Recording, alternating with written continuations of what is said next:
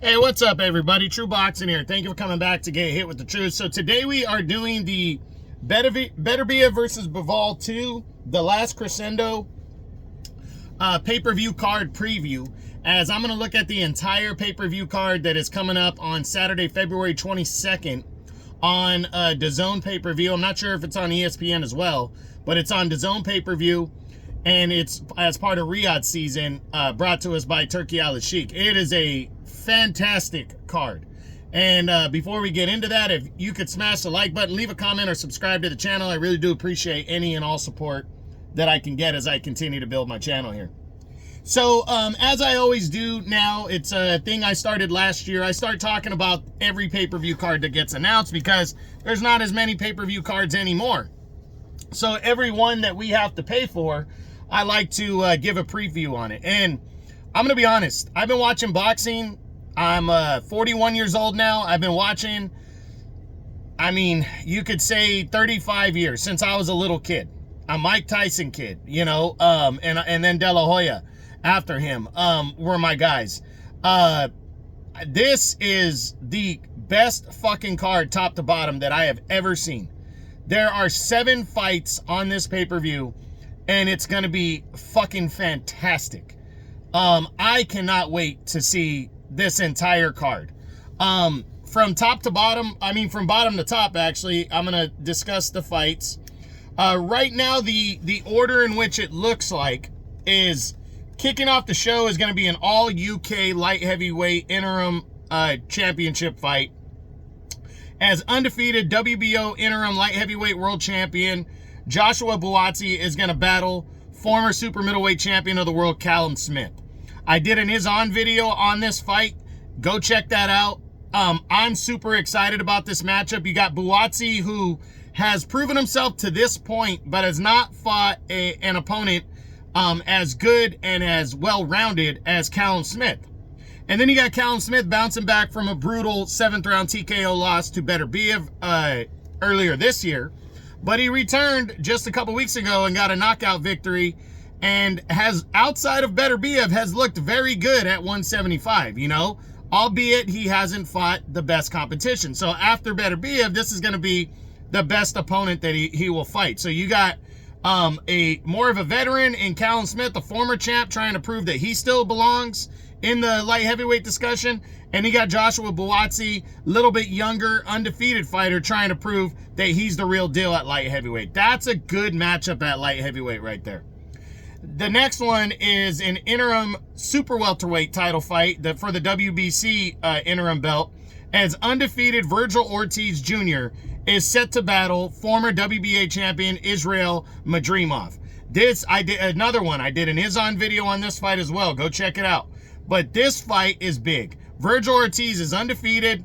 He did not look good in capturing the interim title. I mean, he fought hard. I don't want to say he didn't look good, but he didn't look like his destructive, dominant self against Sergey Bohachuk back in August, as he won a close, controversial decision in that fight where he got knocked down twice, is battling the former champ Madrimov, who lost to Terrence Crawford back in August, lost the WBA title by a close decision. So this is a great matchup right here between these two. I mean, the winner of this fight is like 2 or 3 at 154. I mean, Madrimov did great against Crawford. He's the superior boxer in this fight. But you got Virgil Ortiz, the younger lion, who is, you know, coming off of a so-so performance, wants to prove he's the real deal. And now both guys coming off of those performances in their biggest spots are on a huge card with something to prove. I can't wait to see this fucking battle. I love this matchup. Then for the WBC lightweight championship of the world, undefeated Shakur Stevenson is going to battle undefeated Floyd Schofield. Now, Stevenson was supposed to fight mandatory challenger and interim champion now, William Zepeda. Zepeda pulled out, said he suffered an injury in his fight with Tevin Farmer in November. And now Stevenson and Schofield stepped in to fight him. Stevenson coming in, he's probably the biggest favorite on this entire card right here. You know, he's coming in undefeated, wants to prove that he is the man now, and he's going to be the future pound for pound king, but he needs to get names on his resume. Fighting a even younger 22-year-old undefeated fighter in Floyd Schofield. Stevenson, on paper, should win this fight, but Schofield is a talented kid on the rise. Will Stevenson overlook him? Will he get caught up in how big this card is? Is this fight going to be competitive? I did do an is-on video about this one. Go check it out. And I do like the matchup, but it's probably the matchup that I like the least, to be honest. And I don't not like it. So next is a heavyweight interim title fight. The vacant WBC interim heavyweight title will be on the line when Jang, the former WBO interim champ, battles undefeated Kabayel of Germany. This is a fantastic fucking heavyweight showdown right here. Jang, I again did an is-on video on this fight. Jang, the 41-year-old powerhouse from China, has been a wrecking ball. He, in the last couple of years, he lost to Filip Hrgović by a close decision. Some people thought he won. Bounced back with back-to-back knockout victories of Joe Joyce, who was the man nobody wanted to fight, was the interim WBO champ, and then lost the WBO interim belt to Joseph Parker back in March by a close decision, scored a couple knockdowns, and then brutally knocked out Deontay Wilder back in June on the 5 versus 5 card. He is good to go against undefeated Kabayel, who has turned everybody's head in the heavyweight division in the last calendar year. When Riyadh season started last December, and the Day of Reckoning card that was majority heavyweight fights, Kabayel scored a monster upset when he absolutely destroyed undefeated up-and-comer Arslanbek Makhmudov, completely dominated the big power puncher, broke him down, and stopped him in only 4 rounds. Then on the it wasn't on the 5 versus 5 card, it was on the Usyk Fury 2, or Usyk Fury undercard back in May. He would take on Frank Sanchez, who was considered to be the undefeated guy that was next. He was the favorite coming in against Kabayel. They were both undefeated, and Kabayel absolutely broke down Frank Sanchez and dominated him and stopped him in 7 rounds impressively. And now he's getting his opportunity against Jang. The winner of this fight is going to be a front runner to land, one of the few front runners to land a potential world title shot, and will be an interim champion, so they'll be in line for a title shot. So this is a big time heavyweight matchup. I love this fight. Then the WBC middleweight championship of the world will be on the line when Carlos Adamez, the reigning champ, takes on undefeated mandatory challenger Hamza Shiras. This is a big fight right here. Adamez has a lot to prove. He was upgraded to champion in middle of the year, like right around May or June, when Jermall Charlo was finally stripped of the belt. And now Adamez, he made a so-so defense against Terrell Gausha, and now he has to deal with the undefeated, tall, power-punching Hamza Shiras, who's ready to become a world champion. Shiras has taken over and is considered to be the top undefeated contender right now at middleweight, as he destroyed Liam Williams, a former world title challenger, and then destroyed Tyler Denny in September, and in between those was able to beat another undefeated up-and-comer in Austin Ammo Williams on the, I think that was on the 5 versus 5 card, a great matchup. He broke him down and stopped him in 10 in his toughest test. Now he wants to be world champion, and Adamez wants to prove that he's the man. A lot to prove here in this middleweight showdown. I'm looking forward to this one a lot. Again, did do an is-on video. Then the IBF Heavyweight Championship of the World will be on the line in the co-feature of this card when the reigning champion Daniel Dubois returns to make the second defense of his title against former champion Joseph Parker. Both these guys are hot right now across the board.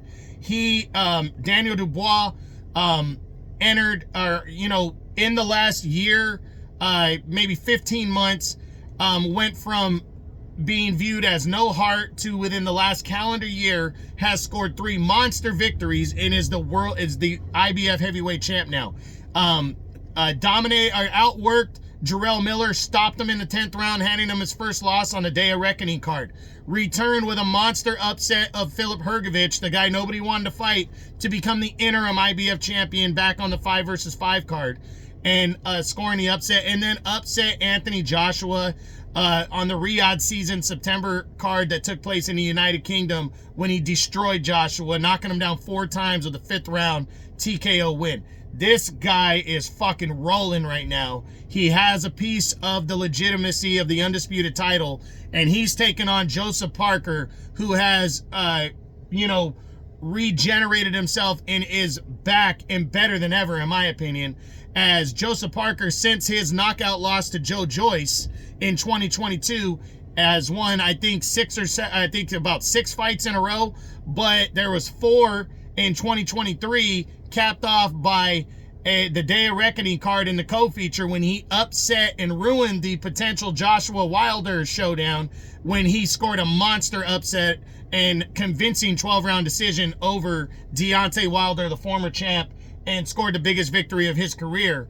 And then on the 5 versus 5 card, he took on Zhang. No, it wasn't.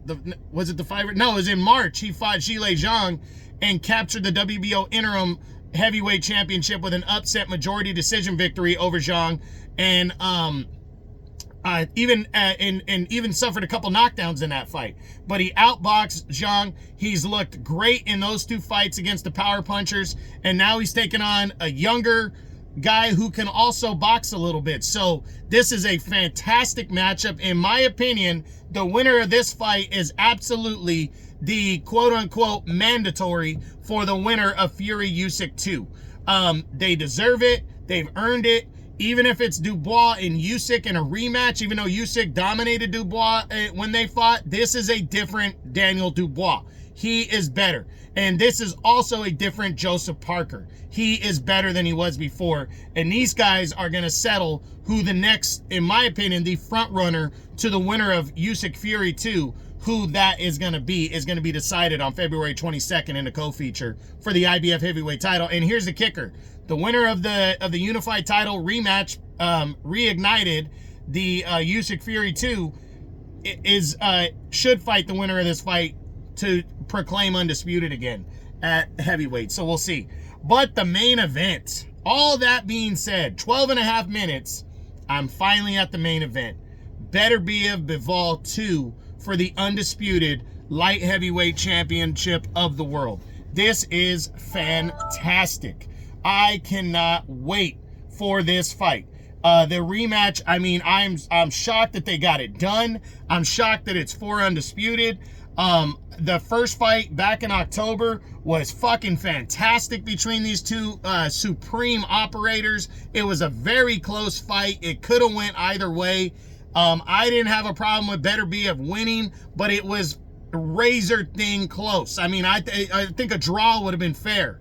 And then they decide in this fight. But it went to Beterbiev by a close majority decision, and now they're out to settle the score. Can Beterbiev pull it off again? Can he knock out Bivol this time? I did do an is-on video on this one as well. It's fantastic, this main event, this rematch, and it's for undisputed again. I think it's going to be a fantastic rematch between the 2. And to the winner goes the spoils. The winner will leave no doubt, or it'll be another close one. And if Bivol gets the victory, maybe we see Beterbiev Bivol 3. Who knows? But I love that they're coming back so fast. I'm a little worried the fight's going to get scratched. I am not going to lie, because they are coming back fast, especially for Beterbiev, who hasn't returned or hasn't had such a short gap in between fights, maybe ever since like he was rolling through the division when he first started like 8 years ago in this division, started rolling over guys. I don't know. We'll see. But I love Beterbiev as a fighter. I love Bivol as a fighter. I love the first fight. I thought it was a technical power punching just chess match right here between 2 supremely talented fighters. And it was very close, and I can't wait to see the rematch. So top to bottom, a little game here that I'll do real quick. The fight I'm looking forward to the most, well, I'll go 7-1. How does that sound? So I think Shakur Stevenson and Floyd Schofield's number 7 for me. It's a WBC lightweight title. I love Shakur, but I think he's the heavy favorite coming into this one. So that's why this one's number 7. Number 6, tough to say, but I'm going to go with the Buatsi Callum Smith fight. That one's number 6 for me. It's a really good light heavyweight matchup, though. I really do like it. Number 5 is the WBC middleweight title fight. Carlos Adamez and Hamza Shiras. I think Shiras is coming in a solid favorite, in my opinion, in my eyes. But Adamez can prove something in this one, and there's a lot riding on the line here. So this one's number 5 for me, though. Number 4, and man, this is hard to choose, but Virgil Ortiz and Madrimov is the number 4 fight on the card for me. But man, I mean, it's tough to put that one at number 4 because that is a very good matchup at super welterweight for an interim title, but it just got eked out by one of the heavyweight fights. I love the heavyweights more than anything, so that's probably my bias right there. But I love this matchup a lot between Ortiz and Madrimov. I think it's going to be a good one. That's number 4. Number 3 is the Jang Ajit Kabayel interim heavyweight title fight. I really like this matchup right here. I think it's going to go a long way in the heavyweight division, and I can't wait to see it. The number 2 fight is the co-feature, Dubois and Parker. Absolutely, the winner is the top dog that should get the shot at the winner of Usyk Fury 2. It's for a legitimate IBF heavyweight championship, so I'm looking forward to that.